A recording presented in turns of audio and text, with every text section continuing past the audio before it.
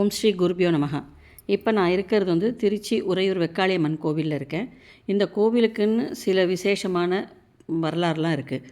வன்பராந்தகன் மன்னன்றவன் இந்த பூமியில் வந்து ஆட்சி பண்ண காலத்தில் சாரமா முனிவர்ன்றவர் நந்தவன் அமைச்சு அதில் வந்து பூக்கெல்லாம் பயிரிட்டு அந்த பூவை கொண்டு போய் மலைக்கோட்டை தாய்மான சுவாமிக்கு சமர்ப்பிச்சுட்டு இருந்தார். இந்த நிலையில் இருக்கும்போது பிராந்தங்கன்ற ஒரு பூக்காரன் என்ன பண்ணால் மன்னன்ட்ட நல்ல பேர் எடுக்கணுங்கிறதுக்காக நந்தவனத்துலேருந்து மலர்லாம் பறித்து அவர் கொண்டு கொடுத்துருந்தான். இதை வந்து மறைஞ்சிருந்து ஒரு நாளைக்கே பார்த்த சாரமா முனிவர் வந்து மன்னன்ட்ட போய் முறையிட்டார், இது மாதிரி என்னோடய பூ குறையுது. ஆனால் மன்னர் வந்து வன்பராந்தகனை கண்டுக்கல. இவர் உடனே தாய்மான சுவாமிகிட்ட போய் தன்னோட குறையெல்லாம் சொல்லியிருக்கார். சுவாமி வந்து தன்னோட பக்தருக்கு வந்து இடையூறு வருதேன்றத தாங்க முடியாமல் மேற்கு முகமாக வந்து தன்னோட பார்வையை திருப்ப அங்கே வந்து மண் மாறி பொழிஞ்சுதான். எல்லா ஜனங்களும் வந்து வீடு வாசல் இல்லாமல் அலறி அடிச்சுன்னு ஒன்றலாம். அப்போ அவள் எல்லாரும் போய் எல்லை காவல் தெய்வமான இந்த வெக்காளியம்மன்ட்ட தான் சரணடைஞ்சிருக்கான். வெக்காளியம்மன் உடனே வந்து சுவாமியை தன்னுடைய அந்த முழு நிலவாக தோன்றி அவருடைய கோபத்தை தணிச்சிருக்கான். அதுக்கப்புறமா வந்து இந்த மக்களோட துயரை பார்த்துட்டு வெக்காளியம்மன் வந்து இவாளுக்கெல்லாம் என்றைக்கு வீடு கிடைக்கிறதோ அன்றைக்கி வந்து நான் கூரையிட்டுருக்கேன்ட்டு இன்றைக்கும் வெக்காளியம்மன் கோவிலில் மேற்கூரை கிடையாது, வானமே மேற்கூரையாக இருக்குது. அந்த மாதிரி தான் அம்மன் வந்து இன்றைக்கும் இருக்கா. ஆனால் நல்ல சக்தி வாய்ந்த அம்மன். இந்த கோவிலில் வந்து ஒரு பிரார்த்தனை சீட்டு ஒன்று இருக்குது.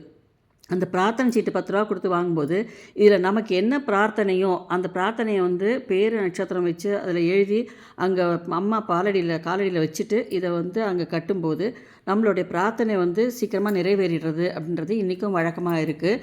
அதில் வந்து தொழில் நஷ்டமாக இருக்கட்டும், கடன் பிரச்சனை, குடும்ப பிரச்சனை, நோய் நொடி, கல்வி, பொருளாதாரம், அதாவது திருமண தடை, யம பயம் போகிறது, குழந்தை பேர், இந்த மாதிரி வந்து எல்லாத்துக்குமே வந்து அம்மன் வந்து நமக்கு அருள் பாலிச்சுன்னு இருக்காங்கிறது இன்றைக்கும் நமக்கு நிதர்சனமாக கண்ட பலனாக இருக்குது. இங்கே இன்னொரு விசேஷம், இந்த கோவிலில் எல்லா கோவில் நவகிரகமுக்கும் இந்த கோவிலும் நவகிரகம் இருக்குது. அங்கே பொங்கு சனீஸ்வரருக்குன்னு வந்து தனி சன்னதி இருக்குது. இங்கே வரவா வந்து இந்த பொங்கு சனீஸ்வரரை தரிசனம் பண்ணிட்டு தான் போகிறா.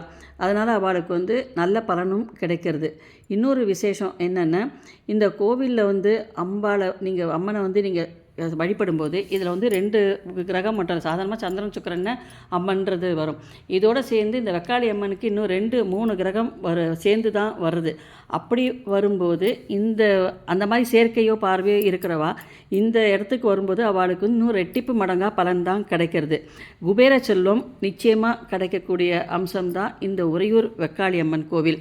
இந்த வெக்காளி அம்மன் கோவிலுக்கு நம்ம எப்போல்லாம் முடியறதோ அப்போல்லாம் இங்கே வந்து ஒரு விளக்கேற்றிட்டு அம்மன்ட்ட தன்னோட கோரிக்கையை வந்து நீங்கள் முறையிட்டுட்டு அந்த பிரார்த்தனை சீட்டு மூலமாக முறையிட்டுட்டு போகும்போது உங்களுக்கு அடுத்த தடவை நீங்கள் வரத்துக்குள்ளே அந்த பிரார்த்தனை வந்து நிறைவேறினதுக்கப்புறம் நீங்கள் என்ன பண்ணணும்னு நினச்சிங்களோ இந்த ஒரு தடவை அம்மனை தரிசனம் பண்ணிவிட்டு உங்களோட பிரார்த்தனையை நிறைவேற்றிக்கலாம் அப்படிங்கிறது தான் இங்கே இன்றைக்கும் வழக்கமாக இருக்குது. ஆனால் ஒருத்தருக்கு ஒரு சீட்டு தான் பிரார்த்தனை அப்படிங்கிறது தான் இங்கே விதி. அதை வழக்கத்தை நீங்களும் கடைப்பிடிங்க.